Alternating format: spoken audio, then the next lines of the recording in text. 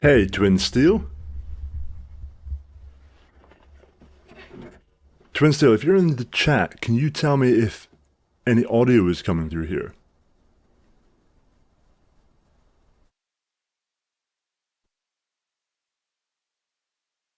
Test test is absolutely right. Oh, Whiskey Jack's here. Excellent.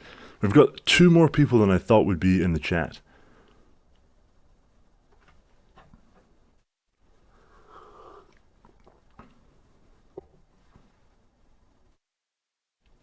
Nice, nice, nice. No music. That's true. I actually hadn't thought about putting music in. That's something I'll have to add in for the more like official streams. As the text on screen says, this is very much a test run because I have never attempted to do any kind of streaming before, so I want to just see if it works, if the audio comes through all right, if the video stream holds up. But we shall see. So far, it seems to be working well. This won't be a super long stream tonight either. This is probably just going to be about 15 minutes of to half an hour of me sitting here going, does this work, guys? Can you hear me? But you're absolutely right that next time we should look at getting some music in there. Some copyright-free music, I think would be wonderful, ideally. Sweet. Okay, I've got chat down here. Voice is coming through. Twin Steel says voice audio is excellent. Oh, there are more people here than I thought. That's not terrifying at all. That's absolutely fine.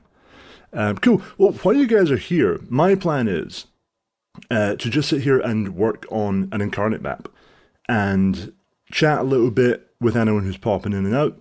I think the main thing here is just to test stability to see if I can stream for, say, like half an hour and make sure that my internet stays good and my camera stays good and we don't have any horrifying crashes.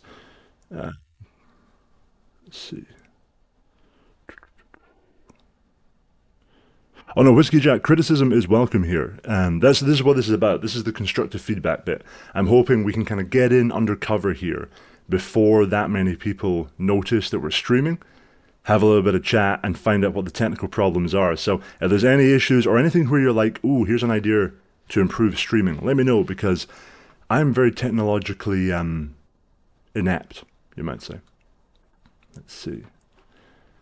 Yeah, Whiskey Jack says he remembers the DM Inspo days.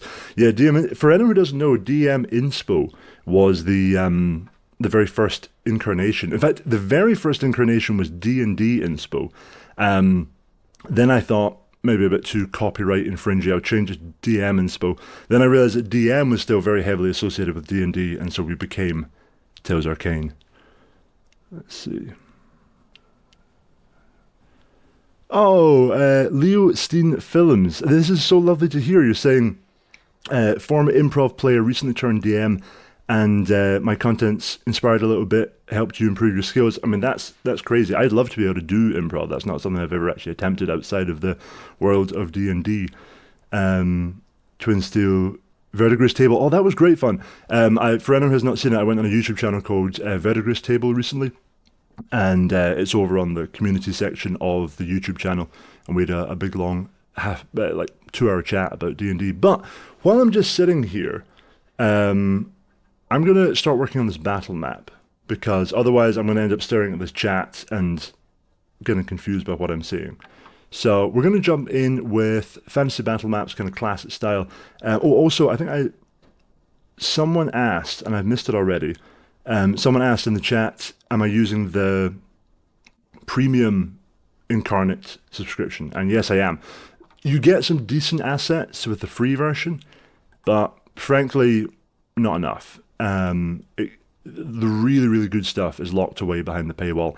And considering, I think it's something in the region of $25 to $30 a year, which is exceptionally good for what you get. And the great thing is they don't stop updating it. Every couple of months there'll be a new asset pack, there'll be something coming out. And perhaps if you guys are, yeah, I was just saying, Whiskey Jack's asking, is it worth it? I would say absolutely. Because I think the thing is, it's about how much you use it. But once you have access to these assets, you will use it a lot more. For anyone who's not got the premium version, I'm just going to scroll through right here. So this is everything in just the fantasy battle maps section. So, I mean, you get an enormous amount of stuff. plants, foliage, all these beautiful individual items, the versatility as well, because you can edit all of these individual items. So if you, for example, say, oh, there's a banner here you like, a roof banner, you can grab that and then change the color, change the dimensions and everything, which is fantastic. But I think what we're going to do today is just something really simple, actually kind of similar to something I did on Patreon a while ago, which was just to try and create a really simple forest encounter map. The sort of space your players might wander into on the road to have a small encounter with, say, bandits or gnolls or something in the forest. And so, as always with Inkarnate, we've got two layers that everything kind of happens on, or rather two sort of primary canvases. One is called foreground, one is called background. So I always start by this is automatically background. It always starts with dirt texture. Foreground always starts with grass texture. So I'm just going to start by filling everything in as a foreground. Once you see this grass, you know we're in the foreground. Yeah, cozy forest encounter. Well, it's cozy for now until the monsters show up.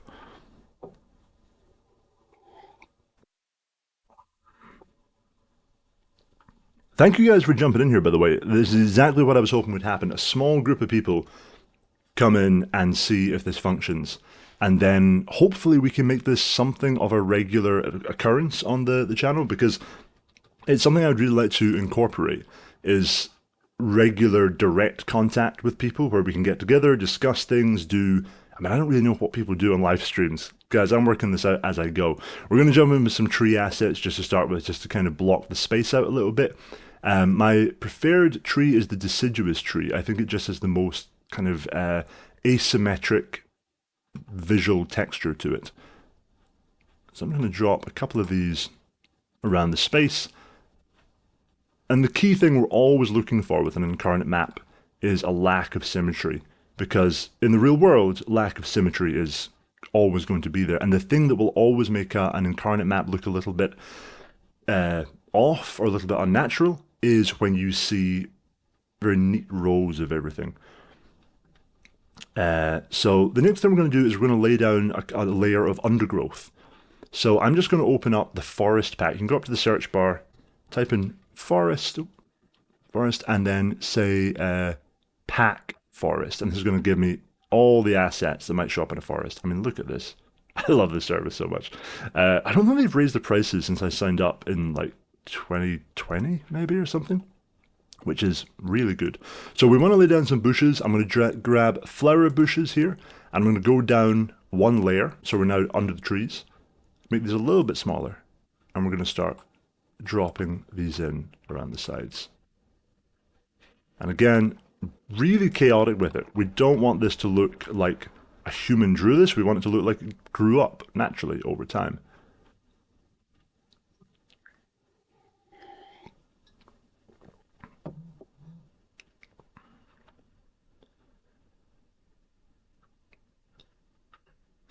Twin Steel says, I too love a deciduous tree. Distinguished taste. So we've laid down our bushes. These leafy plants are some of my favorite. What I usually do with them is I go down to advanced settings, and I want to lay down a bunch of these at once. So I pull area up, and then I also pull up density, and then I make them a little bit smaller, and suddenly we have a little cluster. I'll take that down one more level. Remember, you have loads of levels to work with. You have a full 10 levels from -5 all the way up to 5. So there's lots of room to get sort of three-dimensional stuff going on. Now we're just going to start popping these guys in, again filling out the space. A little bit of chaos, and getting that sense that there's multiple layers of vegetation happening here. Leo Steen saying, Incarnate is a cool stream idea. Yeah, but this is my issue is, I'm terrible at video games, so that's the go-to for a lot of people, is they will stream themselves playing Baldur's Gate or Pathfinder or something, but if I streamed that, you would just see me die repeatedly. So instead, Incarnate is perhaps my area of expertise. The thing I'd probably need to work on a little bit is getting the setup going, get some nice lighting, get some, as you guys were talking about, some aesthetic kind of ambient music going in the background, but we'll look into that in due course. Okay, now at this point you might be noticing, let's zoom in a little bit here, that all the green is starting to merge together, perhaps a little bit too much. So what we're going to do is we're just going to select all of the trees, select all 10 matching assets down here, and we're going to give them some shadows. So we'll go to Custom Object Shadow, boost up the intensity a bit, boost up the blur a bit, and suddenly we're getting a strong sense that these trees are definitely above the undergrowth. And now the players, when they see this, are going to get that sense of three-dimensional, they're up high looking down, and it's not all plastered on the one surface. Now the next thing we need to sort out is this grass texture, because anyone who's remotely familiar with Inkarnate will see this grass texture and realize that it's the automatic one. So we want to just make it a little bit more fun. Let's just type in grass, see what options we have. I mean, look, this is just what you get for grass. This system's wild. I'm never going to get sponsored by Inkarnate, which is the problem, because I simp over their content for free. So why would they pay me? So let's lay down this kind of base layer of earth. A little bit of kind of mossy earth. And I think we're probably going to have a road of some kind running through the center here. So I'm going to bring the grass out from around the trees, but I won't bring it quite into the center. What texture do we want here?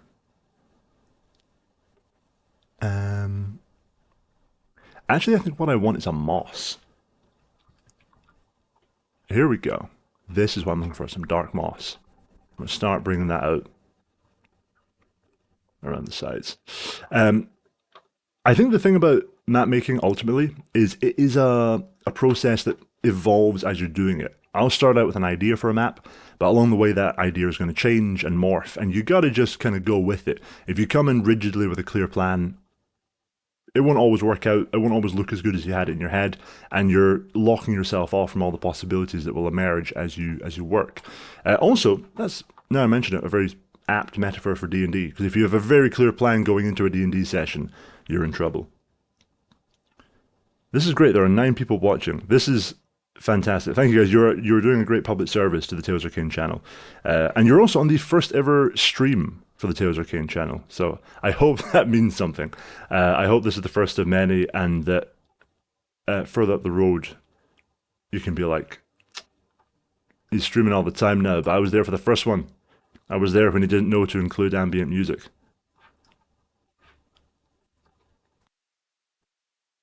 We're laying in some hills here, as you can see, because we want a little bit more of that 3D texture going on.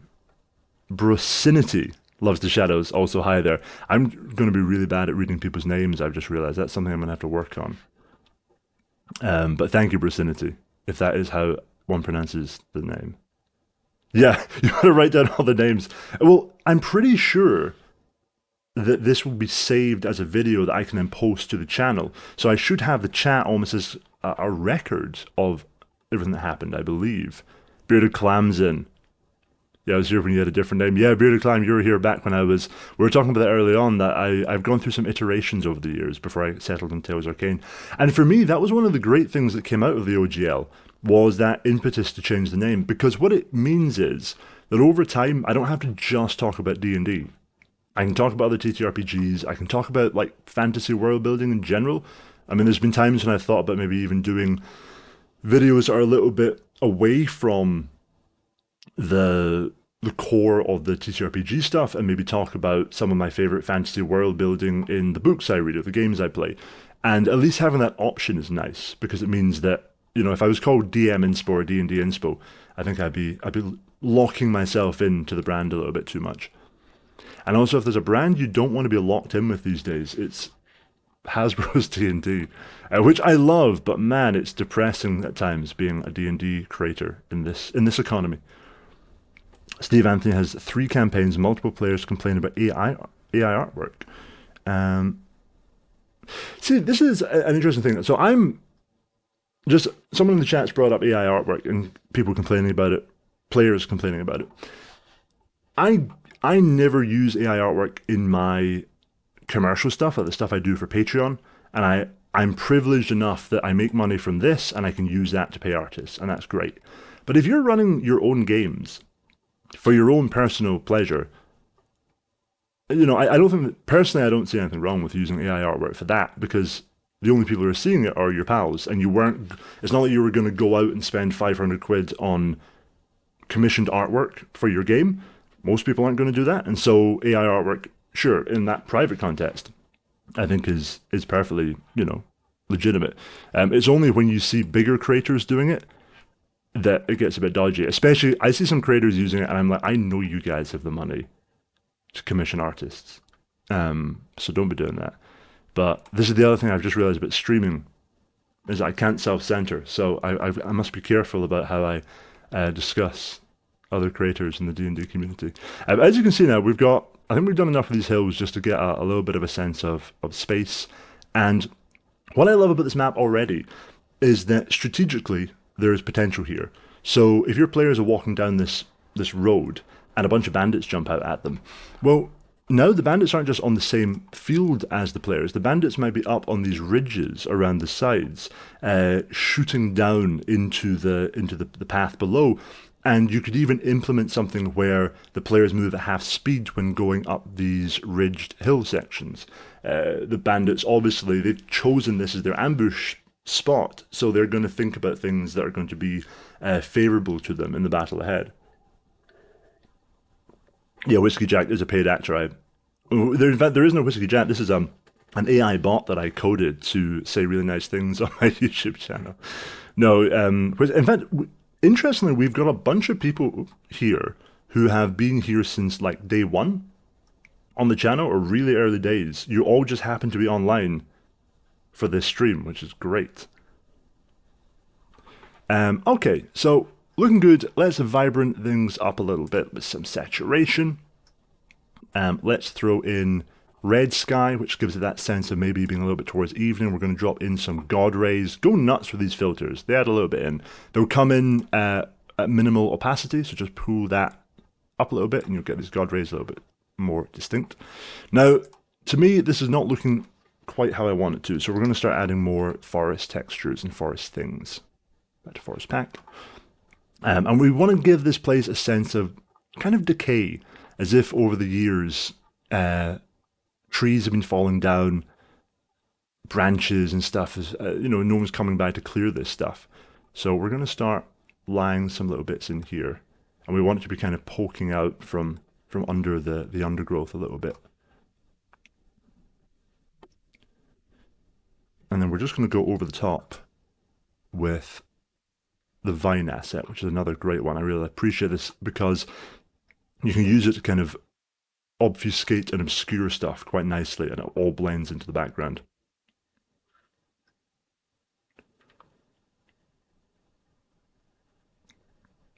Yeah, Brucinity, I cannot draw humans either. There's a reason that when I was younger and I aspired to be a graphic novel artist, everything I drew was it was like anthropomorphic. So I was like, no, all my characters are animals that walk around and wear armor. But it was just that I couldn't draw human hands.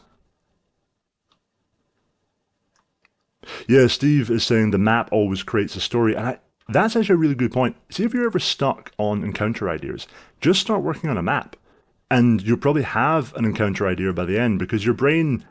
I think as creatures, humans are very visual. So when we start seeing stuff, we start trying to find reasons for it, and we start trying to fill in little details visually.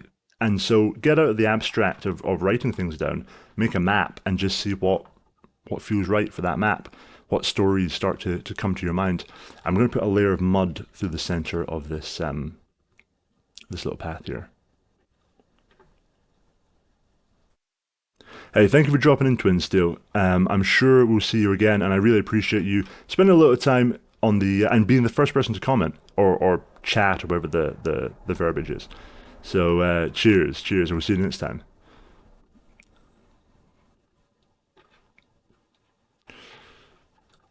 Okay, and the main final thing I want to do here is I want to put in some cart tracks.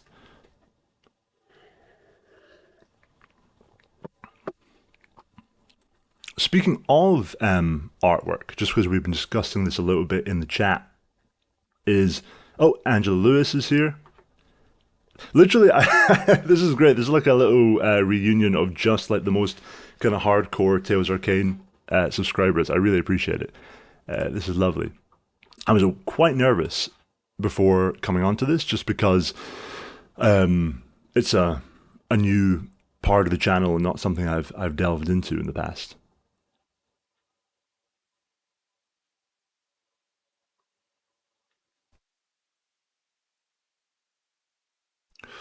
We want a texture to use as the path that's going to run throughout this. I think I'm just going to use dark brown. That'll do fine. And now, bear with me. Trust the process. This is going to look rubbish for a moment, but it's going to be better once it's done.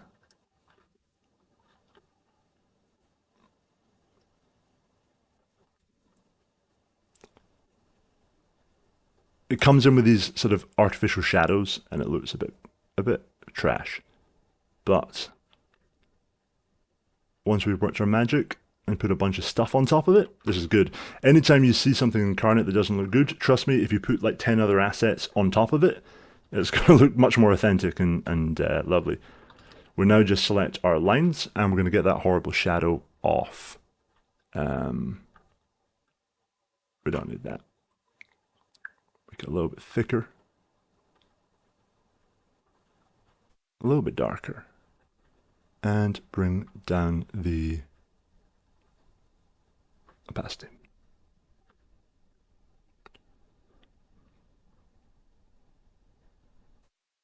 Oh, Bearded Clam, you were just using some of the encounters. You got to tell me what encounters came up, because there are so there. This isn't like a Patreon plug or anything, but there are so many encounters on the Patreon now that I can't remember all of them. Sometimes people reference them, and I'm like, I forgot that was an encounter. Trow Trouble, that was great. I loved that one. That's all based on like Shetland folklore. The Molly doll one, yeah. Oh, what was that? Murderous Molly or something? That was really fun. Uh, Oh, Dover. Again, I'm going to mispronounce his name, but Dover Creef is saying, "Hi mate, been here since DM Inspo," which again is great. We've been talking throughout the night about the fact that quite a few people here have been here since the early days of this channel. In a weird way, I still feel like it's the early days of this channel, because I still am kind of working out what I'm doing as I go along, and I still feel that a lot of the potential of what this channel will eventually become has yet to be realized, because I'm still working out what it's meant to be. As you can see, I'm now covering up parts of this trail with mud and stuff. We just want this to pop through and hint at the carts that have been rattling along here. Sigil Wizard is in. Hello from the US. Hey, I really appreciate that. Hey, we're going to be doing many more of these, so you chill and trust me, we're going to have plenty more time to catch up in the future. I'm also going to be in the US in a couple of months, which I'm quite excited for. Jack says, or this is maybe a different Jack here, says, why do you have such a movie trailer voice? That's very lovely. I don't know. I think the thing is, I also raise my voice a lot of the time when I'm doing videos, because I'm trying to be energized and all that kind of thing and get the algorithm to like me. But what's good about this is that I can just be conversational and relaxed, which is really nice.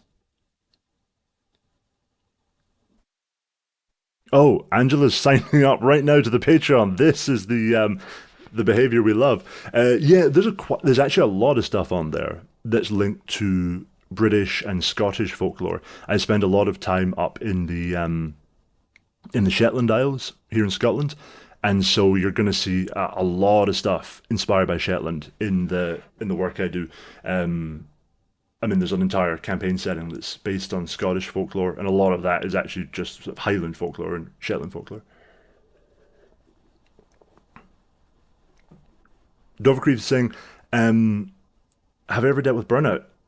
If yes, how?" Listen, I've recently dealt with burnout. I essentially burnt out at the end of last year, and which is why there was so few videos going out, so little content coming out across all my channels, because I got to a point where I was just this is a very creative job. You have to keep on coming up with new ideas, and eventually you get to a point where you sit down in front of the screen and you go, "Oh, what's today's video going to be?" If you're trying to do daily videos and you're trying to come up with some creative spark and it feels very formulaic and the joy goes out of it and suddenly you're burned out. And by the end of last year, I mean, I wasn't playing D&D. I had no ideas for D&D. I just felt completely, um, yeah, burnt out is the best way to say it. And the key thing for me that helped was if you've burned out because the behavior or the work pattern you have has just become unsustainable. And at that point, trying to just force yourself to work harder doesn't work. So I just said to myself, I'm going to stop making content until I have an idea I'm excited about.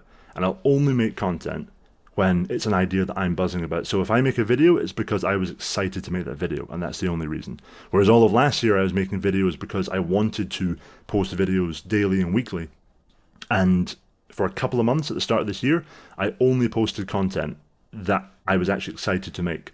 And that meant posting a lot less, but gradually it gave me space to start letting the joy come back into it.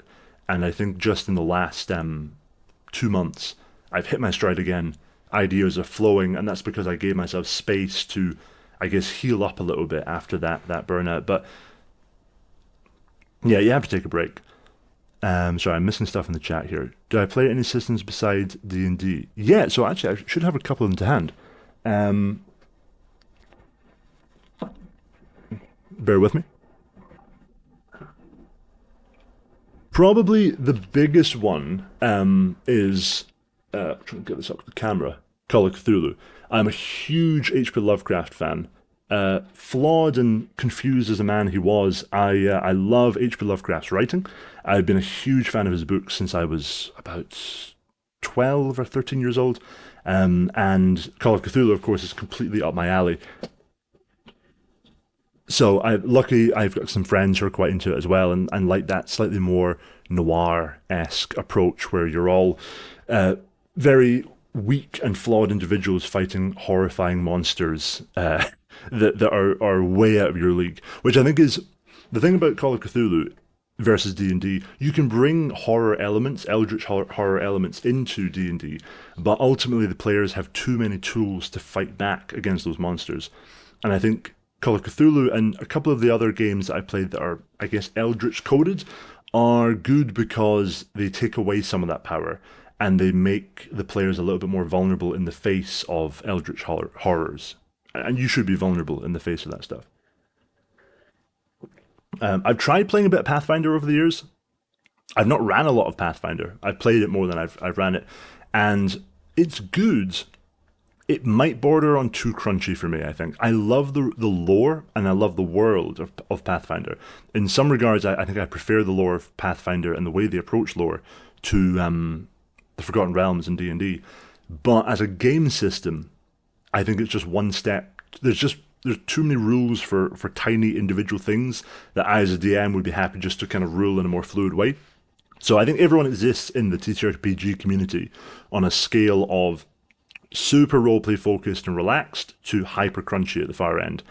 And I think I am pretty in the middle of that, but probably just a step more towards the roleplay end of things. Whereas Pathfinder is just one unit down towards the more crunchy end. What other systems do I have here, by the way? It's not systems. I have a lot of random old D&D books and things that I picked up in strange charity stores along the way. At some point, I'm going to maybe do a stream where I go through some of the collection back here and some of the rarer, stranger books that I've got in there. Have I tried Daggerheart already? I've not. I've been watching some of the videos on it. It looks pretty good. I've not like picked up the books or anything like that. Mainly because I don't have that many people to play it with right now. Most of my friends are kind of embroiled in various campaigns. Some that I'm running, some that I'm playing in with other people. And so to get a Daggerheart thing on the go, we have to all be free to try a new system. But I would like to, because one of the things of what I've been hearing about it and the impression that I've been getting is that it's not just a D&D evolution. It is trying to do something a little bit different. And I'd quite like to see that. I'm eager to play more TTRPGs that aren't just trying to replicate D&D but better, or D&D but a little bit different, and are actually trying to do something that narratively and structurally feels different. What else have I missed in the chat here? Leo took an hour out of the day and downloaded all of the Patreon encounters. That's a mammoth effort. I respect that. This is the thing also about my Patreon. As a business model, it's flawed because anyone can sign up and just download everything, like all the content in one go, and then unsubscribe, and that's totally fine. There's nothing to stop people doing that. But my attempt to stop this is to just upload so much content that it becomes like an actual nightmare to try and download it all, and I'm trying to overwhelm anyone who thinks like that with the amount of content, because just the Patreon encounters alone, I think there's like 80 plus encounters. I've counted up recently, and we're getting close to 2,000 pages of content, which is a hell of a lot for people to download.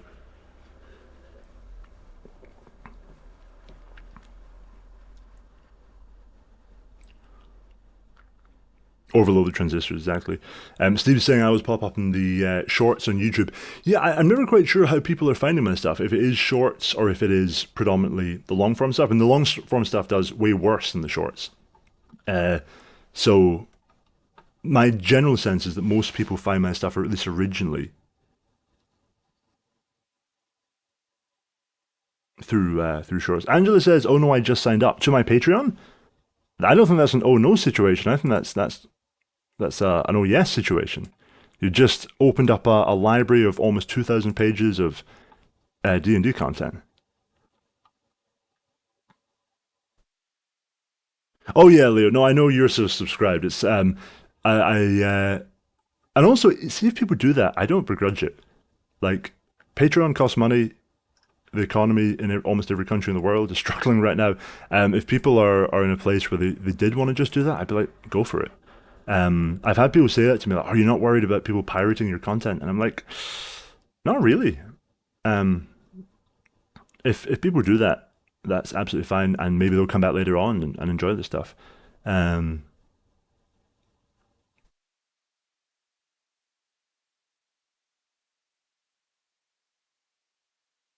oh, Vicinity, you're away. Okay, enjoy yourself, Vicinity. We'll see you maybe in a future stream. Almost midnight. Yeah, it's actually what time is it here? It's coming up on 11 p.m. here, so I will probably head off in the due course of time. Yeah, Jack's saying shorts do well for most channels. I mean, there was a period when shorts they were almost doing too well. There was a moment, I think, when I first started, that I was going up, 5,000 subscribers in a month and that kind of thing, which for a new channel is pretty intense. But that has tapered off. Now it's I think just because so many people have realized that shorts are a thing, and so many people have moved over from, or not loads of people, but a lot of people have switched from Instagram and TikTok and started using YouTube Shorts, and consequently, it's a more saturated market. Whereas when I first came in, a lot of the big D&D creators, like RuneSmith and people like that, weren't doing any shorts and stuff. So I was able to get a little bit of the early juice before everyone else came in.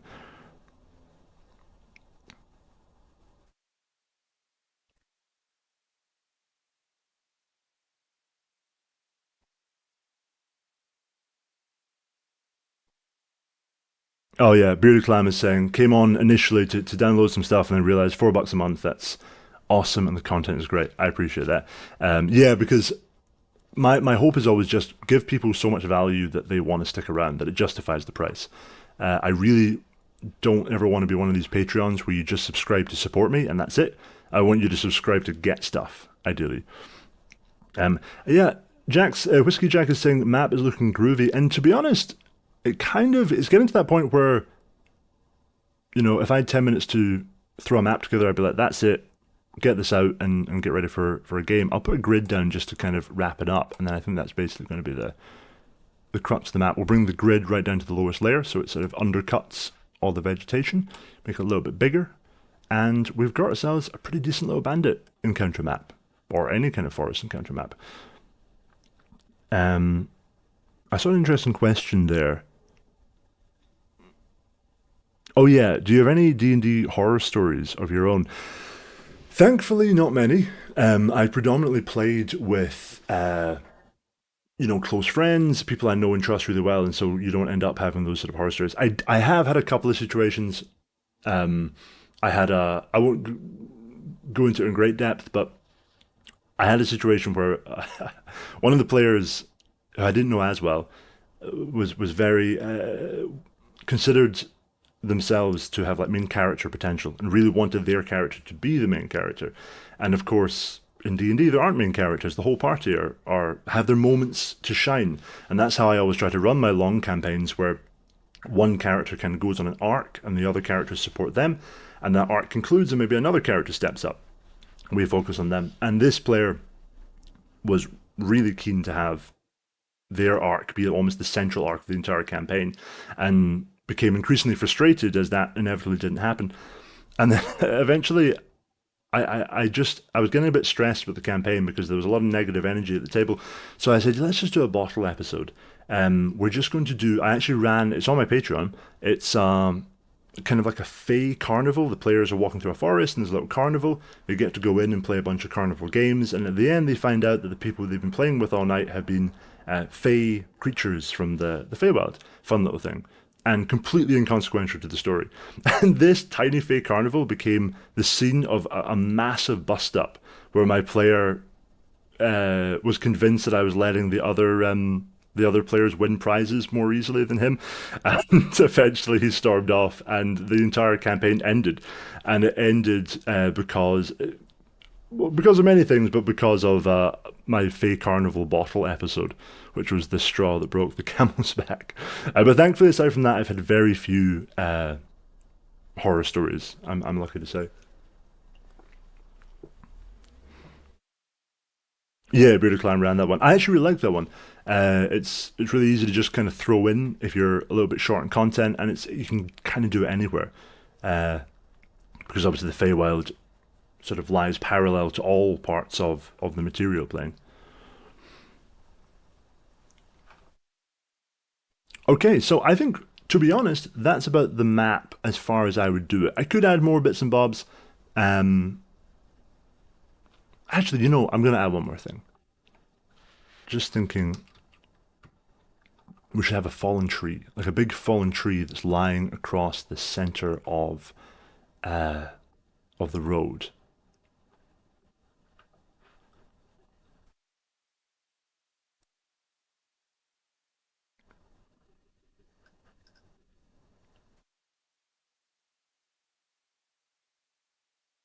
Mm, couple more levels. That's There we go.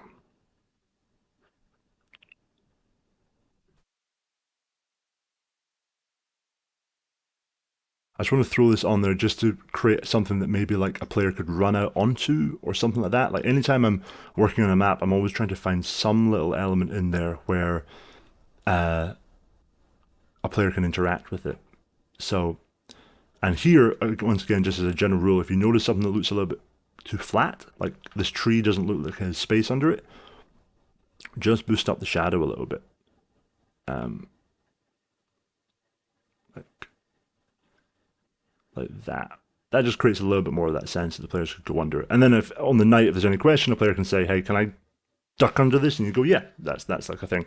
And then you could have like people running out onto the tree and fighting and having like sword battles on this sort of narrow bridge. It could be a cool moment.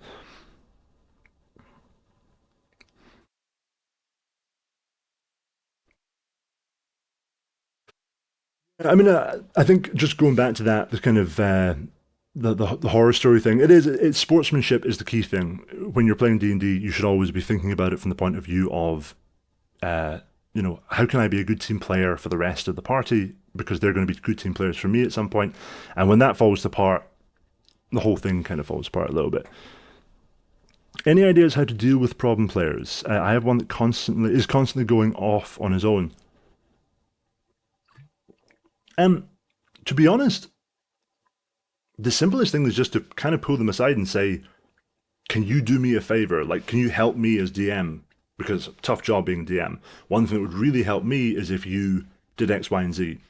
And I'm quite upfront about that with my players. Like I'll often, if I get a regular kind of archetype of a problem player, is what I call the lone wolf player, and that's someone who is they're not necessarily like a main character syndrome person, but their character's role is that they don't really want to work with other people. They want to go off on their own, and that doesn't really work that well for D&D because you kind of have to have a reason for everyone to stay cohesively together as a group. So I would just pull someone aside early on if I notice that behavior and say, look, it would be, can you help me out as DM and just try to bring your character a little bit more into alignment with the rest of the group? Because when you strike off on your own, it just makes it so much harder for me to run the sessions. And I think a lot of people, when they realize that there's almost a way that they can go a little bit behind the scenes and help the DM, are maybe more likely to come in there and help in that regard. Whiskey Jack is saying more quest ideas. Oh, do you mean I should do more videos like the sort of what are these, like the quest hook videos? Oh, Steve Anthony's just joined Patreon. This is thank you so much. This is kind of a this wasn't intended to turn into like a Patreon recruitment drive, but I think it's turned into that a little bit.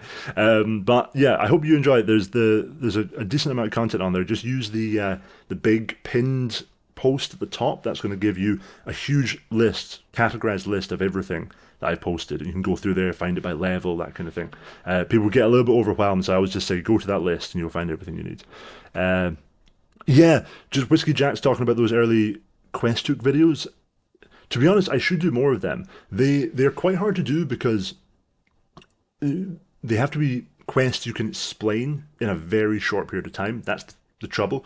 And oftentimes, a complex, interesting quest idea does require a little bit longer to get it across. And I've had a lot of situations where I've done quest hook videos.